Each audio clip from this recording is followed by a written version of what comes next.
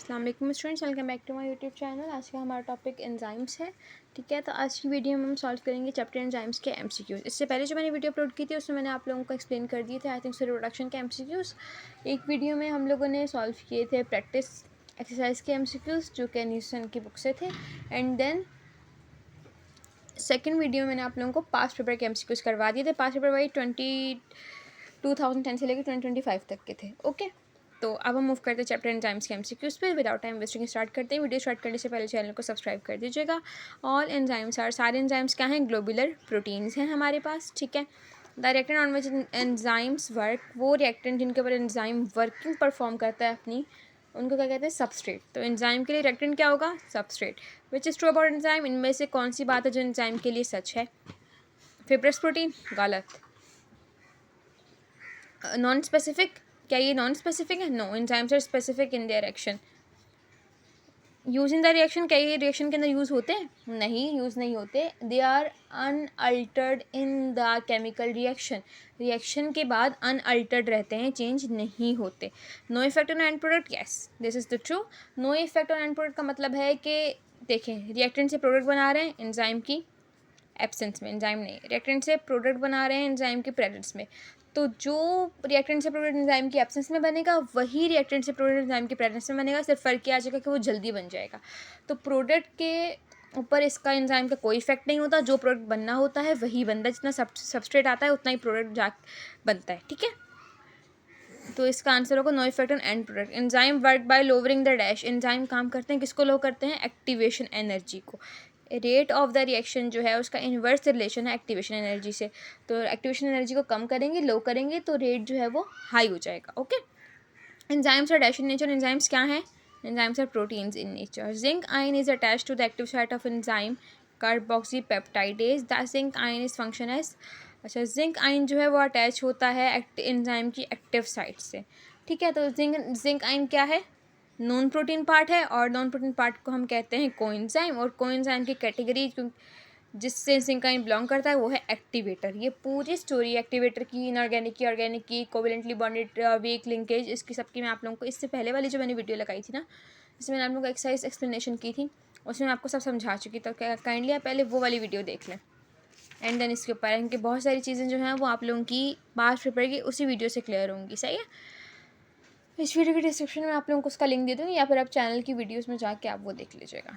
Cofactor tightly bounded, वो cofactor जो tightly bound है वही प्रोस्थेटिक ग्रुप। ये बात दोबारा से आपने याद रखनी कि मैं सारी एक्सप्लेनेशन टाइटली बाउंड को वीक लिंकेजेस सारी आप लोगों को दे चुकी हूँ इससे पहले वाली वीडियो में। ठीक है, पहले एक्सरसाइज वाली वीडियो किया करें एंड देन फिर आप लोग कोशिश करें कि पास्ट पेपर सॉल्व करें। पहले exercise and then past papers. Okay, which of the following comprise of inorganic ion, इनमें से कौन सा जो इनऑर्गेनिक आयन से बना हुआ है? Activators. A non protein part essential for proper and essential functioning of enzyme, वो नॉन प्रोटीन पार्ट जो एसेंशियल फंक्शनिंग ऑफ एंजाइम के लिए ज़रूरी है, एंजाइम के अच्छा काम करने के लिए ज़रूरी है, कोफैक्टर। अकॉर्डिंग टू डैश, ऐसा कौन सा मॉडल है जो हमें बताता है कि active site of enzyme is modified to at the substrate? जैसे सबस्ट्रेट आएगा तो एंजाइम की एक्टिव साइट जो है वो मॉडिफाई हो जाएगी, मतलब चेंज होना शुरू हो जाएगी। वो है आपके पास इंड्यूस्ड फिट मॉडल। ठीक है, modified form of lock and key model, lock and key model की मॉडिफाइड फॉर्म किसने दी थी? कॉशलैंड ने। ठीक है, लॉक एंड की मॉडल तो फिस्टर ने दिया था, लेकिन उसको मॉडिफाई किसने किया था? कॉशलैंड ने। With increase of enzyme concentration, enzyme की कंसंट्रेशन अगर इंक्रीज कर रहे हैं रिएक्शन में तो more dash are available for substrate, substrate के लिए क्या ज़्यादा अवेलेबल होंगे?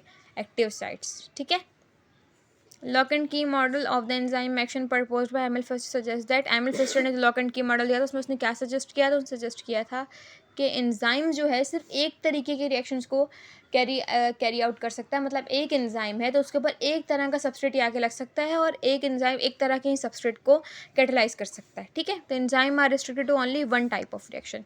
The catalytic activity of enzyme is restricted to its small portion. Enzyme की कैटालिटिक एक्टिविटीज एक स्मॉल पोर्शन के ऊपर रिस्ट्रिक्टेड है। पूरा एंजाइम कैटालाइजेशन के अंदर हेल्प नहीं करता, सिर्फ एक पार्ट करता है। उस एक पार्ट को क्या कहते हैं आप? Catalytic active site. ठीक है, अगर यहाँ पे कैटालाइटिक साइट है तो हम कैटालाइटिक साइट लिखते हैं, और अगर एक्टिव साइट है तो एक्टिव साइट लिखेंगे। लेकिन अगर एक्टिव साइट कैटालाइटिक साइट दोनों दिए हुए ऑप्शन में, तो आप वो BCQs होगा बेस्ट चॉइस क्वेश्चन, तो आप चूज़ करेंगे catalytic site. The catalytic site of enzyme is made up of, catalytic site या एक्टिव साइट कितने अमीनो एसिड से मिलकर बनी होती है? फेडरल का क्वेश्चन है, फेडरल की बुक के अंदर लिखा हुआ है 3 to 12 अमीनो एसिड से मिलकर बनी होती है।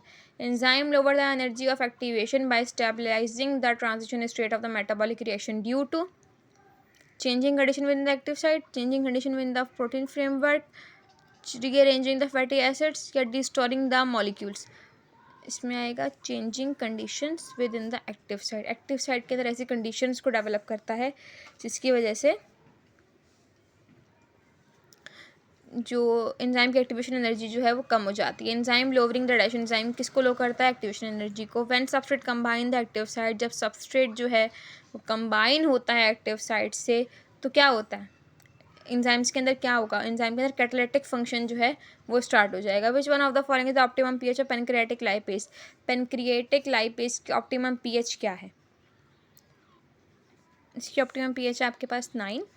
इससे पहले वाली वीडियो में मैंने आप लोगों को ना पूरी सबकी सारे एंजाइम्स की जितनी भी बुक्स हैं ना हमारे पास, सारे बोर्ड्स की बुक के एंजाइम्स की मेरे पास एक साथ लिखी हुई थी ऑप्टिमम पीएच, तो वो मैंने अपलोड कर दी थी, तो आप वो देख लीजिएगा, ठीक है। इससे पहले वाली जो वीडियो थी।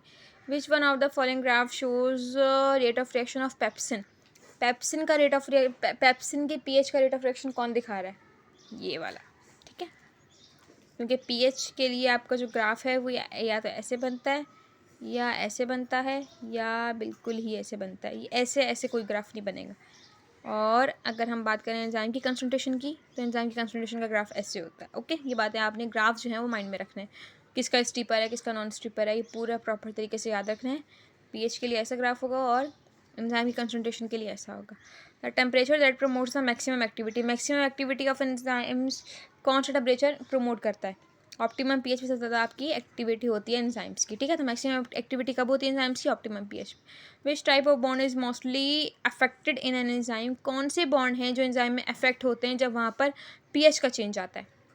जब पीएच का चेंज आएगा, जब पीएच का चेंज आता है ना हमारे पास, तो हमारे पास होती है ionisation of amino acid. PH जो है वो एक्टिव साइट के अमाइनो एसिड्स की आयोनाइजेशन कर देता है, जिसकी वजह से आयोनिक बॉन्ड जो है वो डिस्टर्ब होते हैं आपके पास, हाइड्रोजन बॉन्ड डिस्टर्ब होते हैं टेम्परेचर चेंज की वजह से। ओके, ये जो निशान लगे हुए हैं इनके ऊपर फोकस नहीं करना, जो मैं बता रही हूँ उसके ऊपर आपको फोकस करना है। Which enzyme work in alkaline pH? Alkaline pH पे कौन सा एंजाइम जो है वो वर्क करता है? Pancreatic lipase. पेनक्रियाज के जो भी एंजाइम्स है ना वो अल्कलाइन पीएच पे वर्क करेंगे, ठीक है। स्मॉल इंटेस्टाइन के एंजाइम्स अल्कलाइन पीएच पे वर्क करेंगे, लेकिन स्टमक के एंजाइम्स एसिडिक पीएच पे वर्क करेंगे। ये बातें याद रखने की हैं। The maximum activity of trypsin, trypsin की मैक्सिमम एक्टिविटी, ट्रिप्सिन जैसे कि हमारे पास पेनक्रियाज का है एंजाइम, तो इसकी एक्टिविटी मैक्सिमम कब होगी? अल्कलाइन पीएच पे। अल्कलाइन पीएच आपके पास 8। In term of enzyme action maximum temperature refers to the temperature, maximum temperature उस टेम्परेचर को कहते हैं जहाँ पर एंजाइम डी नेचर हो जाते हैं। वैसे बज़ाहिर तो दिख रहा है मैक्सिमम टेम्परेचर है तो मैक्सिमम वर्किंग होगी, बच्चे लगा के आ जाते हैं हाँ एंजाइम वर्क बेस्ट। नहीं, enzyme work best at the optimum temperature और एंजाइम डी नेचर हो जाएंगे मैक्सिमम टेम्परेचर पे। ये बातें याद रखने वाली। ओके, यहाँ optimum pH for digestive enzyme of stomach, stomach के डाइजेस्टिव एंजाइम के लिए ऑप्टिमम पीएच क्या है? हाईली एसिडिक, मैंने अभी बताया है। Enzymes are generally inactivated rapidly by exposure to UV light and also alpha beta gamma rays because it alters, ये क्या अल्टर करता है? एंजाइम की शेप को। The competitive inhibitor structural similarity to, competitive inhibitors जो हैं उनका जो स्ट्रक्चर है वो सबस्ट्रेट से सिमिलर होता है। अब ये आपको क्या दिखा रहा है? ये एक्टिव साइट है, एक्टिव साइट के सामने कौन सी साइट होती है? Allosteric site. एलोस्टेरिक साइट से एक इनहिबिटर आके लग रहा है, तो ये कौन सा है? Non competitive inhibitor. अगर यहाँ पर ही इनहिबिटर लगता है तो वो क्या होता है? Competitive inhibitor. Which one of the following type inhibitor can be neutralise by adding more substrate? वो कौन सा इनहिबिटर है जब उसमें ज़्यादा से ज़्यादा सबस्ट्रेट डाले जाएँ तो इनहिबिटर जो है वो हट जाता है? वो है आपके पास रिवर्सिबल इनहिबिटर, ठीक है। If a molecule can bind to another side, अगर मॉलिक्यूल किसी और साइड पे बाइंड हो रहा है, ट्रू एक्टिव साइड के अपोजिटली बाइंड हो रहा है, उसे आप कहेंगे non competitive inhibitor. What is common in both competitive and non competitive? Competitive non competitive में क्या चीज़ है जो कॉमन है आपके पास? रिवर्सिबल इनहिबिशन दोनों के अंदर आपके पास कॉमन है, ठीक है। फीडबैक इनहिबिशन किस में होती है? फीडबैक इनहिबिशन होती है आपके पास रिवर्सिबल नॉन कॉम्पिटिटिव में, ये बात याद रखनी है, ठीक है। Competitive inhibitors compete with, competitive inhibitor किससे कम्पीट करते हैं? सबस्ट्रेट से, क्योंकि वो एक्टिव साइट पे आके लगते हैं। Non competitive inhibitor molecules have, non competitive inhibitor के मॉलिक्यूल्स जो हैं क्या होता है? Similar structure to the normal substrate, गलत, सिमिलर स्ट्रक्चर नहीं होता। Quite different structure, different conformation, does not fit, हाँ, acquired different structure from the substrate molecule। अगर सबस्ट्रेट मॉलिक्यूल से सिमिलर स्ट्रक्चर होता तो एक्टिव साइट के ऊपर आके लगता है, किसी और साइट पे क्यों लग रहा है? क्योंकि उसका जो स्ट्रक्चर है वो बिल्कुल डिफरेंट है। Okay, dash reduces the enzyme productivity by blocking the substrate from entering the active site. Substrate को एक्टिव साइट के ऊपर नहीं लगने देते, कौन है वो? अब तो यार कम ऑन, हम बहुत बार सॉल्व कर चुके हैं तो आपको पता होगा। Phosphatase belongs to which group of enzymes? Lyase, ligase, hydrolase, none of these। तो फॉस्फेटेज आपके पास बिलोंग करते हैं हाइड्रोलेज से। The enzyme which work at pH 7, वो एंजाइम जो 7 pH के ऊपर परफेक्टली वर्क करता है, इसका मतलब है कि वो एंजाइम जो न्यूट्रल pH पे काम करता है। The active site of enzyme are composed of few amino acids. Active site of enzyme है वो 3 से 12 अमाइनो एसिड से मिलकर बनी होती है, 3 to 12। एट इक्विलिब्रियम, इक्विलिब्रियम का पॉइंट आ गया। साइंटिस्ट जो है वो ज़्यादा से ज़्यादा सबस्ट्रेट ऐड कर रहा है और वो देख रहा है कि रिएक्शन का जो रेट है वो इंक्रीज़ हो रहा है, जो कि थोड़ी देर के बाद डिक्लाइन होने लग गया। He added more substrate but this time the rate of the reaction remains ineffective. मतलब एक रिएक्शन कैरी आउट हो रहा था, साइंटिस्ट क्या कर रहे हैं, बार बार उसके सबस्ट्रेट डाले जा रहे हैं, डाले जा रहे हैं, डाले जा रहे हैं, लेकिन एक ऐसा पॉइंट आएगा कि सबस्ट्रेट के कंसंट्रेशन बढ़ाना एंजाइम की रेट को इंक्रीज़ नहीं कर रहा। क्यों? क्योंकि एक्टिव साइट जो है ना, एक्टिव साइट सारी फुल्ली ऑक्यूपाइड हो चुकी है। अब एंजाइम कोई ऐसा नहीं है जो सबस्ट्रेट से अटैच होके कैटालिटिक एक्टिविटी परफॉर्म कर सके।